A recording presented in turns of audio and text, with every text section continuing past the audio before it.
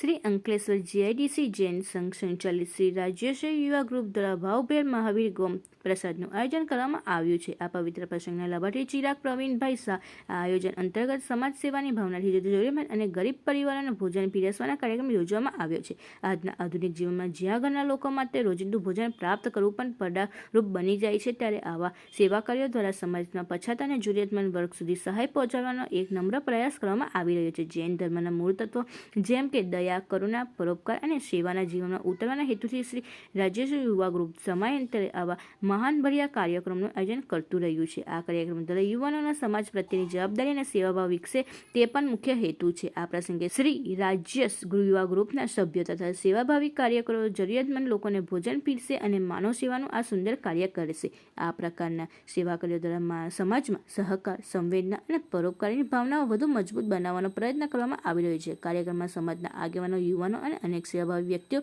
ઉપસ્થિત રહી આ સેવાના કાર્યમાં સહભાગી બનશે અને આ પ્રસંગને સફળ બનાવશે।